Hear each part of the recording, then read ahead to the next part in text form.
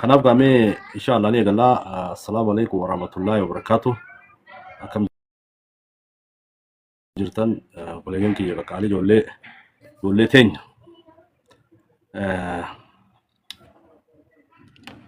Okay. Beeki yeroo hundaa wanni irraa haasofnu bakkuma sii galtee nuti hanqinatti qabnu irraa haasofna. Namni sii galtee hanqina kana dho'isuu fi tattaafata.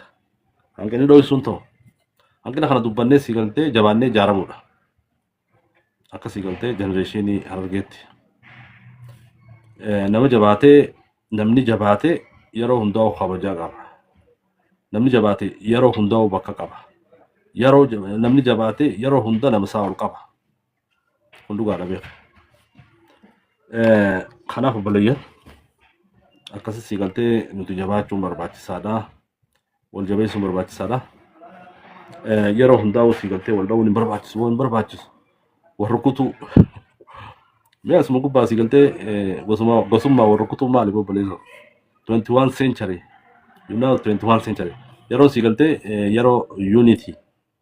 Keessaafuu uummata sii galtee tokkummaa beeku kan irraa dhalannee ummata babbareeda abbootii babbareedu ani zamana kana wallee namni abbattis ba'uu dhiiseen saabar wallee ijoolleen argeetu abba ba'uu dhiifteen saa isa akka dhuftee hin beekne moo nuti hundiinuu abba ba'uu dadhabne warri abbabbe akkuma abbaatti yaada beeka ilmoon abbatti hin beeyin akka wallaahi yaaddi takka akka nuti itti yaadnu wallaalee unuma jenereeshinii teenya tana alaallume jenereeshinii abba baate ta'uu qabna moo warri abbabbe beekta abbaan keenya abbaa keenya beektaatis abbaan kee akka nama jabaatee ni beekta abbaan kiyya akka nama jabaatee hin beeka abbootiin teenya warra qabsoo ijaare abbootiin teenya warra qabsoo bakkaan ga'e kanaaf uummata akkasii san taane duuba haalli amma tiktok kanarra mul'achaa jiru hedduu nama dabbara dhugaa dubbachuudhaaf namaaf hin ta'u kanaaf ilmoon abbatti baate gaariidha beeka ilmoon abbatti baate seenaa abbaa daleeti ilmoon abbatti baate tokkummaa abbaan dalagaa ture daleeti ilmoon abbatti baate yeroo hundaa'u yaada qoqqoodaminsaa yaada sii galtee kufaatiin qabu beeka kanaaf obboleeyyan ilmoo abbatti baate ta'uun gaariidha. Ilmoon abbatti baate bara abbootii teenya tanaatu uummata akka beekta abbootiin teenya tun uummata tokkummaa uummata jaalalaa uummata sii galtee Oromoodhaaf fakkeenya uummata sii galtee wannummaan takka abbootii teenyarraa wanni irratti hin jiru dhugaa dubbachuudha. Namni akka uummata Harargeen jiru dhugaa dubbachuudha. Kana sii galtee Oromoo tana hundi diinuu barsiisa. Tun dhugaa jiru liqimsuu qaban beektaa liqimsuu. Oromoo sii galtee qoodoo olii keessa bakka nu geesse. Qoodoo olii keessa nama numa taati. Namni sii galtee Oromoo tana keessa bahee Hindii bulchee bara warri Hindii bulchee seenaa Hindii keessatti yeroo yaadatamu nuti beeka Hararge Maalik Ambaar. Liidarri sii galtee Islaama Itoophiyaa kan ture Ahmad Giraany Imaam Ahmad Ibrahim nama Harargeeti harmaya hubata. Akkasuma sii galtee seenaa ulamaayitiin nuti beekamuudha. Seenaa qabsootiin nuti beekamu arjummaadhaan nuti beekamu garuu zamana kana maal taane beektaa wallee jinniin nu seene wallee sii galtee falanu godhanii wallee sii galtee ilmoo abbaarraa hin dhalatin taane wanni nuti goonu yeroo hundaa'u anytime sii galtee waan fokkottu sii galtee kanaaf tana keessa buutu barbaachisaa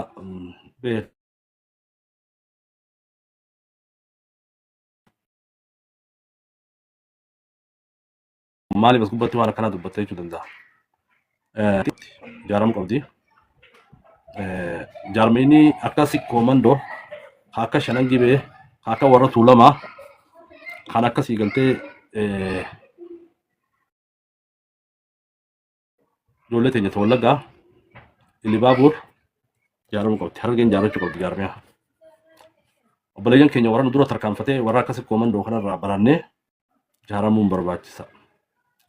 namni gizee isin moo'ates amma dhugaa dubbachuudhaaf Oromoo keessa jaarmeenii jabaa haa qabdu si komando dhaloonni Arusii kun jajjaba dhaloonni Tuulamaa kun jajjaba dhaloonni Shanan Gibee kun jajjaba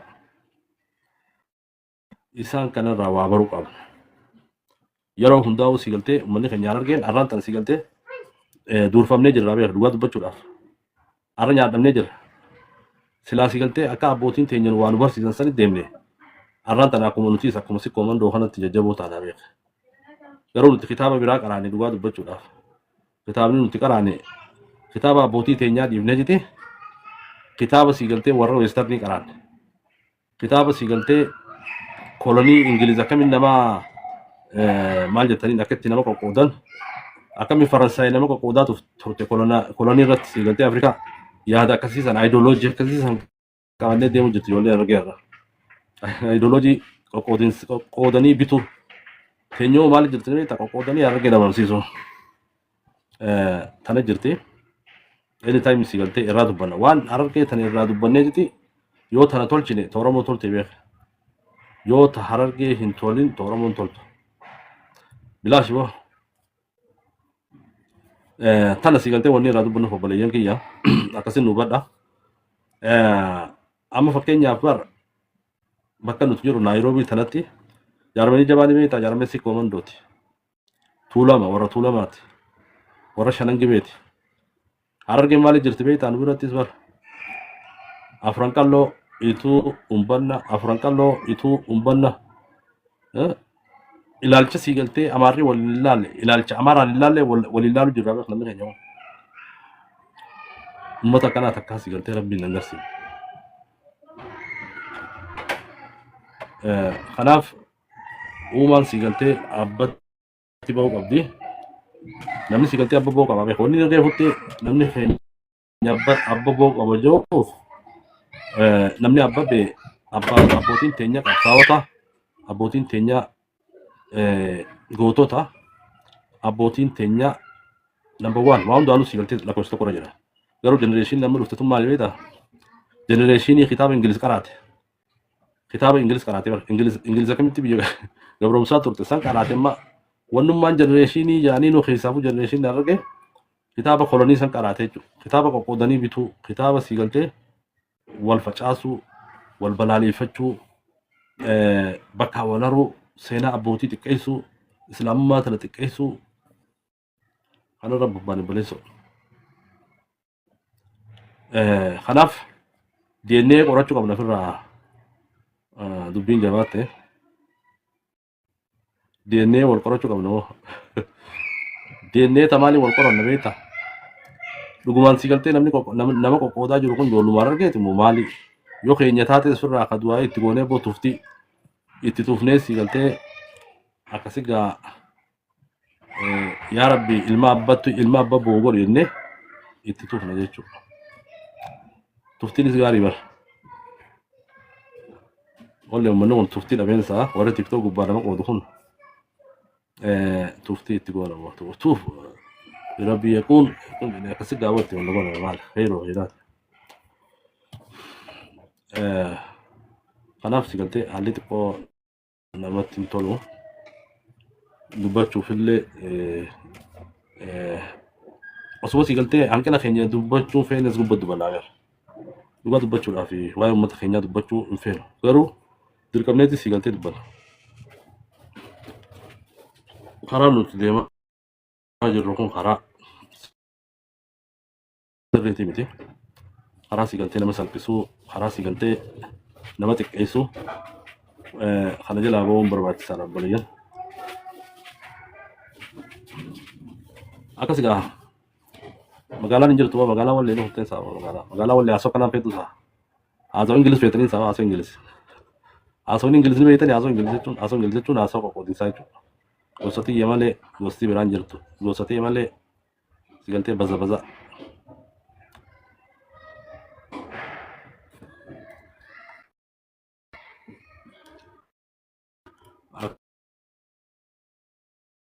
akkas gaa akkas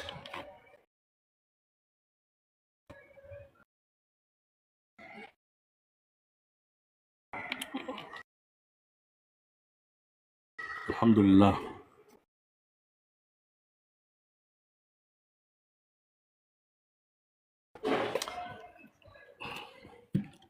أنا أبغى أوكسي إن شاء الله مي ولا درا قال إن شاء الله مي وايد تكون مار جانتها ورمو جارمي حواسم مارتي دلقو دي حرارجي والكبا شو قبدي حرارجي سيجلته تقوم قبتي أرسي تلاخيسا قصة دوجر أرسي سيجلته أرسي كوماندو خانا ورقة بي والقود نركتو قافتا قصيجلته بالي نتي بالي isin arsi male bale isin arsi nuti bale miti arsi lawan jawra sigante yaane kasi nife garu sigante khaysumatti bitakani tuma sigante jari namni san dagen jiro falmi sigante nuti bale male arsi miti kado achuman sigante ukamsani man ukamsani ambisan خناف قلت قيس مريت مربات سالة أكاسي أبليان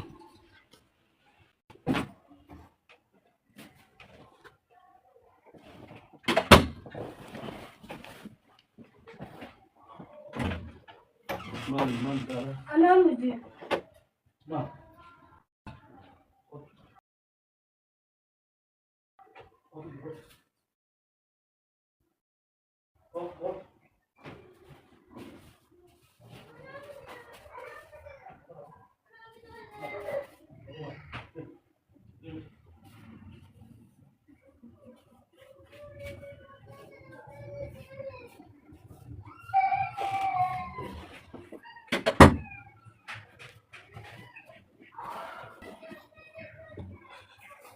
اوكي دون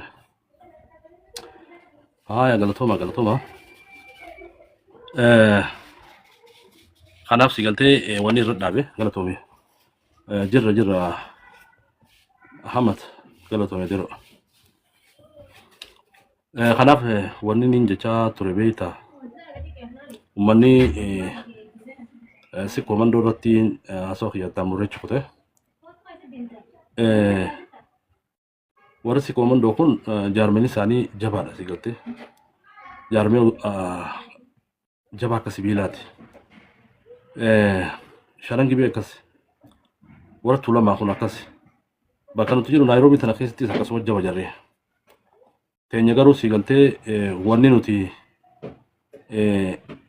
غونو يرو هنداو سيغلتي كولوني ورما انجليز تاني ورا انجليز كامي ورا انجليز تشويا انجليز غافا افريكا سنتو افريكا تنك ابچوداف قودني بتورتي سيغلتي تيفتي akasi qoqqoodde nama kana siigaltee uummata kana gabroomsaa turte siigaltee yeroo hundaa'u sabni tokko yookaan warri tokko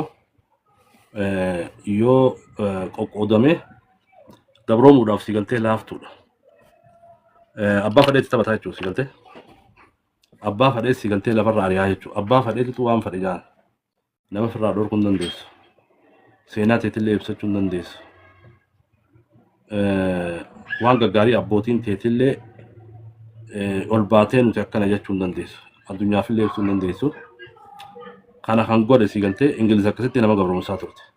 Amma ijoolleen teenya warra TikTok kana gubbaa teessanii nama qoqqooduu irratti harargee tana addaan baasuu irratti warra hojjechaa jirtan isin siigaltee warra kolonii Ingiliz kanarraa addaa miti. Siigaltee kanaaf wanni beekamu qabu akkuma nama dura jechaa ture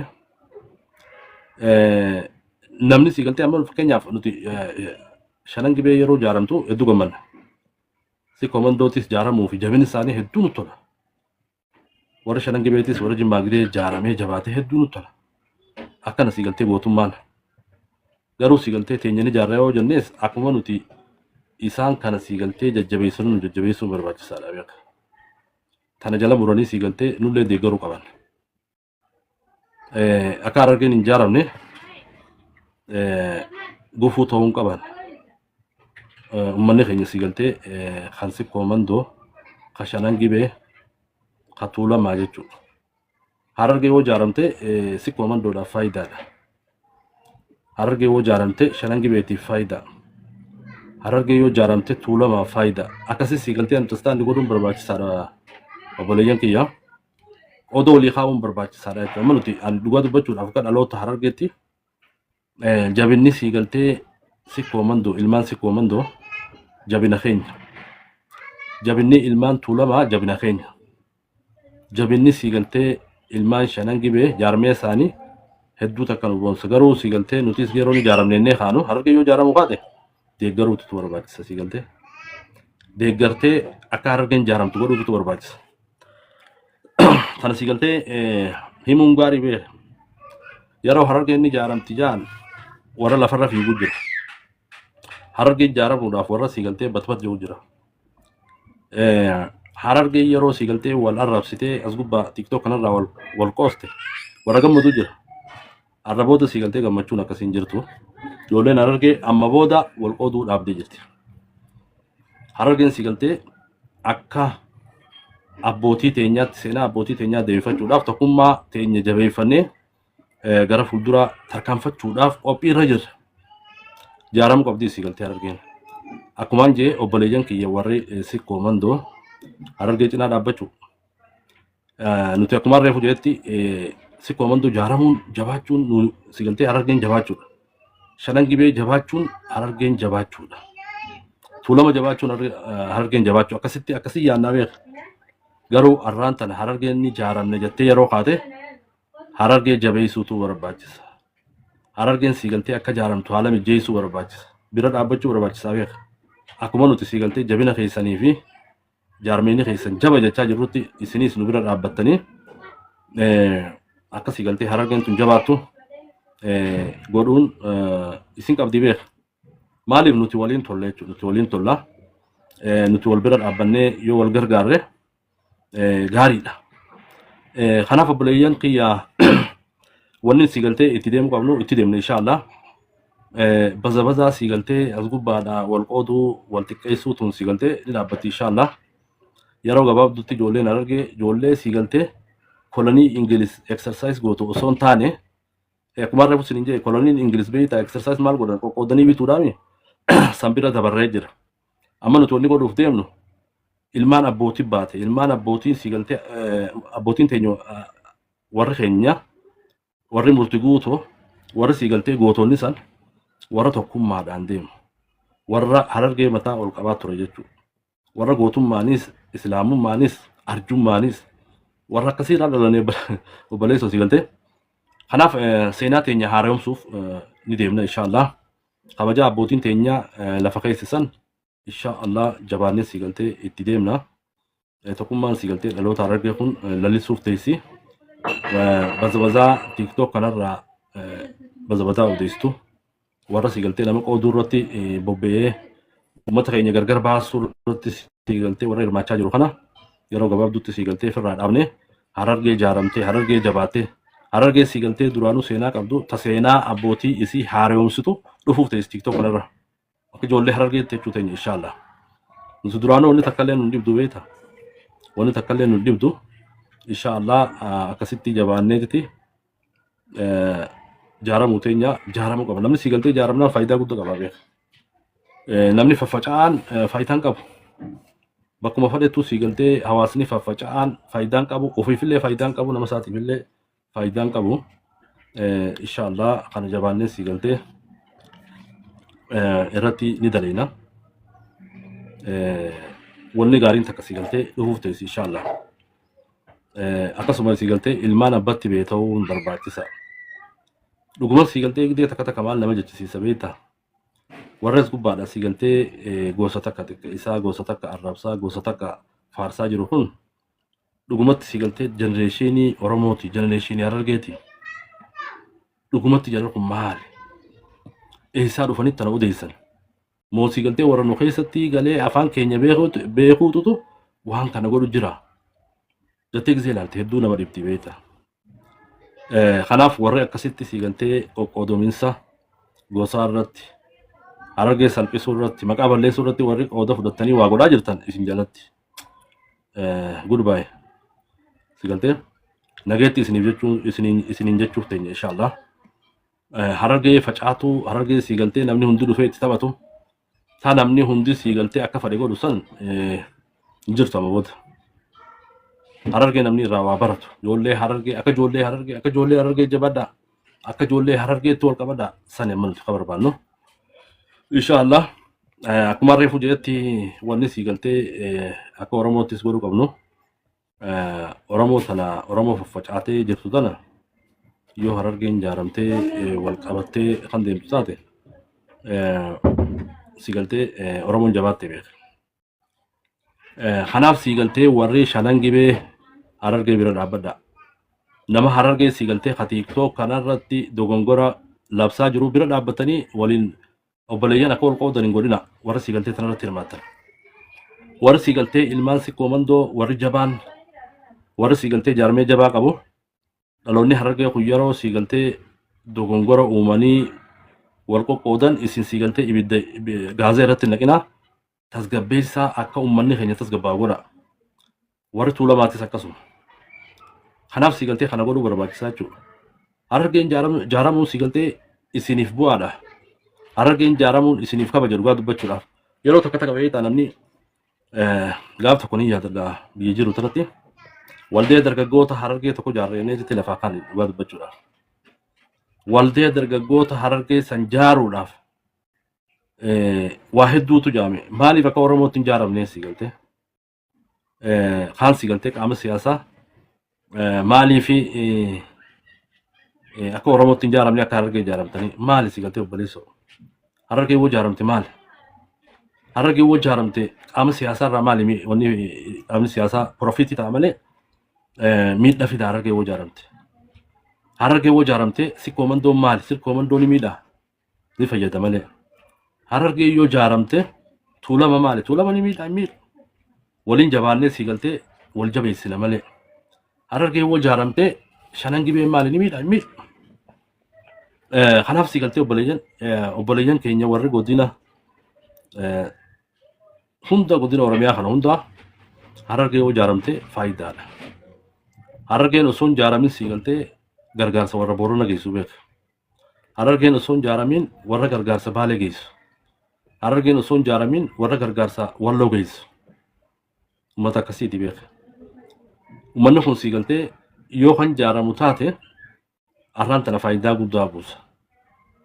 Kanaaf uummata kana sigaltee yeroo hin jaaramne jaan haala mijjeessuuf hin barbaachisa. Siikoomandoo haala mijjeessiif harargeef. Shanan gibee haala mijjeessi harargeen jaaramuun sigaltee si fayyada. Akkasuma warri tuulamaatis Walloos Boorana Gujiinis Oromoon hundi sigaltee harargeen jaaramuun faayidaa guddaadha. Harargeen jaaramuun Oromoon jabaachuudha. Harargeen jaaramuun kabajaadha Oromoofis. Siikoomandoofis kabaja. Shanan gibeetiifis kabaja. Tuulamaafis kabaja obboleessu. Kanaaf akkasitti haa yaadnu obboleeyyan kiyya. Inshaallah harargeen jaaramuuf teessii harargee jaaramtee tan jabaattee sigaltee diinagdeen jabaattee jaaramiyaan jabaattee bakka guddaa geessu arguuf jiraatan inshaallah yeroo gabaabatti inni dhumaa sigaltee obboleeyyan kiyya waan takka dhaammadheetiin deemaa inshaallah galgala bal'inaan har'a galgala waa'ee hayyoota keenyaas dabalannee inshaallah waa'ee tokkummaa harargeetii fi harargeen maal ta'uu qabdi irratti irraa dubbanna rabbi jedhee. Kanaaf wanni ni dhaammadhu yaa dargaggoota keenya harargee kan sigaltee tiktok kana gubbaa jirtan yaa obboleeyyan kiyya mee dhiisaa sigaltee wal qoqqooduu dhiisaa wal balaaleffachuu dhiisaa wal xiqqeessuu dhiisaa xiqqeenyi sigaltee ati har'a labsaa jirtu xiqqeenyi uummata keenya hundaa ta'ee jira. Xiqqeenyi ati har'a labsaa jirtu xiqqeenya abbootii teenyaa ta'ee jira. Abbootii teenya sigaltee warra seenaa qaba. Warra gamtaadhaan qabsaa'aa ture. Warra Oromoo godhe jechuudha abbootiin harargee. Ulamaa'iin harargee Itoophiyaa tana sigaltee namni maqaa yaamsisee diinqin Itoophiyaa keessatti akka mul'atu godhe uummata keenya dhugaa dubbachuudhaaf. Uummata kabajamaa sanirraa dhalattee har'aan tana sigaltee taappeellaa gosaa qabattee wal balaaleffachuu wal xiqqeessuu muuziqaa sigaltee gosa qoqqoodu waliin baaftanii duula jirtanii jechuudha dhugaa dubbachuudhaaf. bilis kana keessa haa baanu yoo dhugumaan sii galtee dhala harargee taate naman qoodiin obboleessa keenya arrabsiin gosti hundinuu teenya afran qalloo teenya humbanna teenya ituun teenya warri murawwaa keenya dhugaa dubbachuudhaaf eenyuufitti maxxansinee eenyuufirraa fageessina addaan baasuun taatu warra wallaa addaan baasuun taatu garuu gowwaan tokko sii galtee as gubbaa bee gosaan sirba gosaan sii galtee dhaadata gosaan nama xiqqeessa kanaaf obboleeyyan kiyya kana keessa haa baanu dhiifama naa godhaa carraa yooniin isiniif kan ilaalee yerootti qola deeme salaataa fi insha Allah rabbi fayyaa isinitti haa ta'u rabbi fayyaa nutti haa ta'u waa'ee tokkummaa dhaloota Harargee waa'ee tokkummaa uummata keenyaa seenaan abbootii teenyaa maal fakkaatti insha Allah irraa dubbanneeti namoota keenya beekaa jira finnes sigaltee irraa dubbachuu teenya insha Allah rabbi fayyaa nutti haa ta'u obboleeyyan kiyya nuti ingilizii miti oromoon ingilizii mi bar akkas yaadeeroo salaataan nage dhiifama naa godhe salaataan salaatu deema jamal akkas deemuuf hin deema deeroo kiyya dhiifama naa godhe insha Allah wal arkina salaatuuf hin deema isaan na huttan irraa xiqqoo akkas insha Allah oromoon sigaltee ingilizii miti tarsiimoo ingilis tarsiimoo wal qoqqoodu tana haadhiifnu zuridha tarsiimoo wal qoqqoodu tana haadhiifnu insha Allah galgala sigaltee insha Allah irraa dubbannaa akkas dhiifama naa godhe jamal kiyya James insha Allah akkasitti irraa dubbannaa tarsiimoo ingilizoonni ni jeef ingiliziitu Afrikaa gaafa qabattu qoqqooddee sigaltee xiqqeessitee bitaa turte nuti sigaltee Oromoodha Oromoon tokkummaadhaan warra deemu malee Harargeen tokkummaadhaan warra deemu malee warra wal qoqqooduu miti tokkummaan dhaloota Harargee taabbootiin teenya nu dhaamalsan jabaannee sigaltee ifturatti oofuu qabna akkas obboleeyyan kiyya insha Allah walitti dhufnaa dhiifama naa godhaa noof kolcha rabbiin sigaltee jaalala tokkummaa dhaloota Harargee kan rabbi haa cimsu waan sigaltee ummata keenya qoqqoodaa waan ummata keenya xiqqeessaa waan sigaltee nu xiqqeessaa jiru tana rabbi nurraa haa qabu dhugumatti sigaltee dhaloota Harargee warra dhaloota dhugaa rabbi nu haa godhu akkas akkuma reefu jedhetti obboleeyyan walitti dhaammannee insha Allah wanni ammaa sigaltee nuti godhuu qabnu akka dhaamsaatti warri sigaltee sikkoo mandoo warra tuulamaa warra shanangibee nuti sigaltee jabaachuu keessan isinii quunee jira dhugaa dubbachuudha isinii kun warra jajjaboo waa'ee jaarmee hawaasummaa irratti namni isin ga'u hin jiru